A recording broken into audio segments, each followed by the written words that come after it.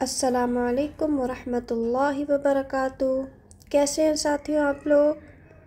الحمدللہ آج لے کر حاضر ہوئے ہیں سلف صالحین، اور اس میں ہم قصہ جاننے والے ہیں طالب علم اسے کہتے ہیں۔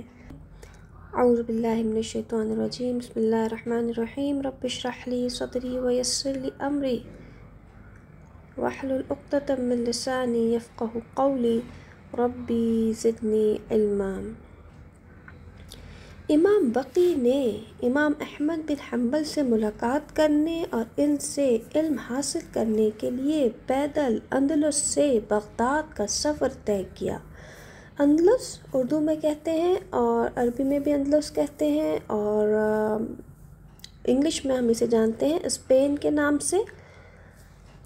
اسپین سے بغداد پیدل گئے ہیں امام بقی امام احمد بن حنبل سے علم حاصل کرنے کے لیے۔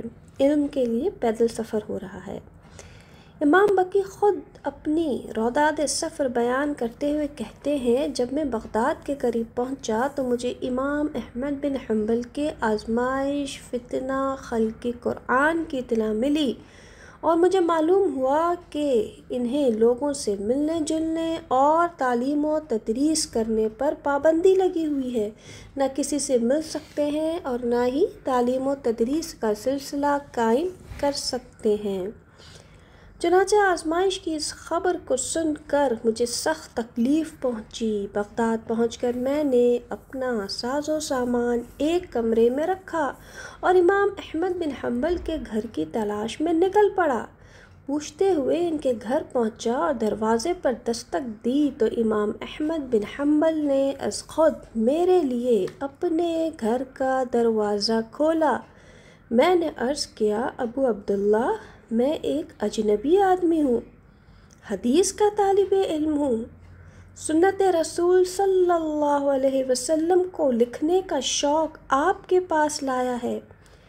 میرے آنے کا دوسرا کوئی اور مقصد نہیں۔ امام احمد نے کہا، آپ اندر آ جائیں اور دیکھیں کسی کو آپ کے آنے کی خبر نہ لگے۔ پھر مجھ سے حال احوال دریافت کرتے ہوئے کہنے لگے، فی الحال میں ایک آزمائش میں مبتلا ہوں اور مجھ پر تعلیم و تدریس کی پابندی لگی ہوئی ہے۔ میں نے امام احمد سے دوبارہ عرض کیا، میں ایک اجنبی آدمی ہوں، اگر آپ اجازت دیں تو میں روزانہ فقیروں کے بھیس میں آپ کے پاس آیا کروں، آپ کے دروازے پر کھڑے ہو کر صدقے اور مدد کا سوال کروں، پھر آپ گھر سے نکل کر مجھے حدیث بیان کریں، اگرچہ ایک ہی حدیث صحیح، یعنی ایک حدیث کے لیے وہ فقیر کا بھیس بدل کر آ رہے ہیں، اتنا لمبا سفر طے کر کے۔ سبحان اللہ، اللہ تعالی ہم سب کو احادیث سیکھنے کا شوق نصیب کرے انشاءاللہ۔ تو پھر کیا ہوا کہ پھر میں روزانہ ان کے گھر آیا کرتا اور دروازے پر کھڑے ہو کر آواز لگاتا، آپ پر اللہ کی رحمت ہو، صدقہ دو، اجر پاؤ۔ پھر آواز سن کر امام احمد نکلتے اور مجھے اپنے گھر میں لے جاتے اور مجھ سے کبھی 2، کبھی 3 اور کبھی اس سے زیادہ حدیثیں بیان کرتے، یہاں تک کہ میرے پاس اس طرح 300 حدیثیں جمع ہو گئیں۔ پھر ایک دن آیا کہ اللہ تعالیٰ نے امام احمد کو اس آزمائش سے چھٹکارا دلایا اور ہر طرف ان کے چرچے ہونے لگے۔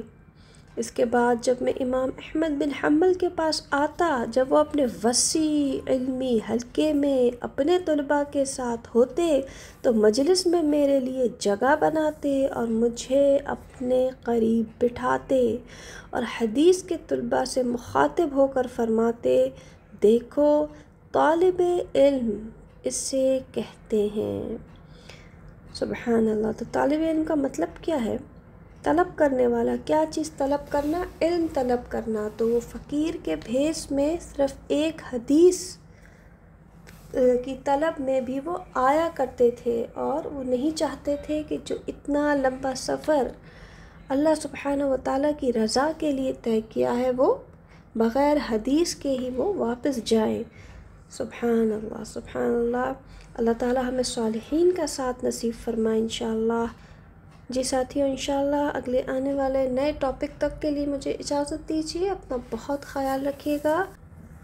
سبحانک اللہم و بحمدک، اشہد ان لا الہ الا انت، استغفرک و اتوب الیک. السلام علیکم ورحمۃ اللہ وبرکاتہ.